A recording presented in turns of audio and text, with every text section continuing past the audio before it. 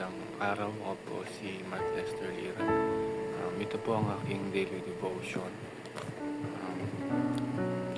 The Trinity, the Trinity and Salvation na tinalakay po ni Pastor Russell Ocampo sa 365 daily devotion. Ang Bible verse po ngayong araw ay galing sa 1 Peter chapter 1 verse 2. Sabi po dito ay, God the Father knew you and chose you long ago, and the Spirit has made you holy.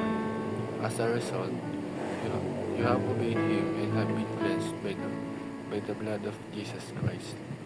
May God give you more and more grace and peace. Sabi po dito sa 1 Peter chapter 1 verse 2 is, matagalan tayong pinili at kilala ng Diyos.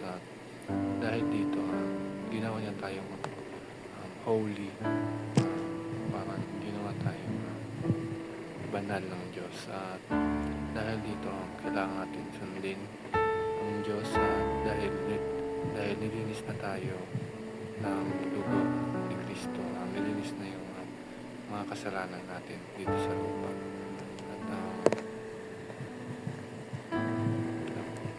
ang first teaching is, the Father ordains our salvation.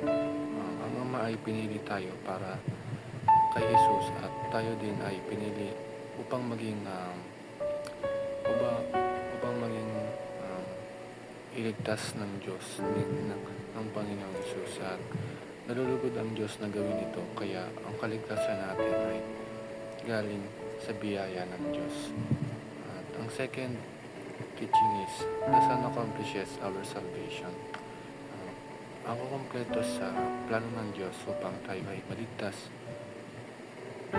ay ang pagsugo niya sa kanyang nag-iisang anak, at ito ang Panginoong Jesucristo. At ang pagkabuhay ni Jesus dito sa mundo natin, ang pagkamatay niya sa krus ng Kalbaryo at sa kanyang pagkabuhay mula sa libingan ay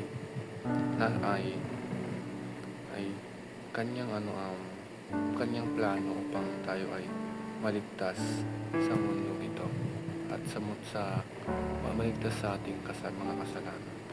Ang huling katuruan is, the Holy Spirit applies the work of salvation. Hindi lamang upang makumpleto ang plano ng Diyos na tayo ay maligtas is kumilos ang Holy Spirit sa puso natin na matigas at pinalambot niya ito upang tayo ay bumalik sa biyaya ng Diyos, sa pagmamahal ng Diyos. At dahil ganun tayo mamahal ng Diyos, kailangan tayong bumalik sa Kanya upang tayo ay maligtas at magpalaganap pa ng salita ng Diyos dito sa mundo. Ang realizations ko sa Bible verse ngayon, sa devotion ngayong araw is,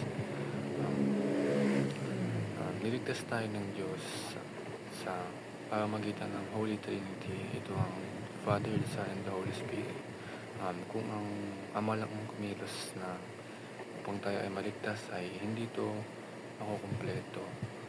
Kailangan kumilos din ng the Son and Holy Spirit upang tayo ay maligtas talaga sa ating mga kasalanan. Yun lang.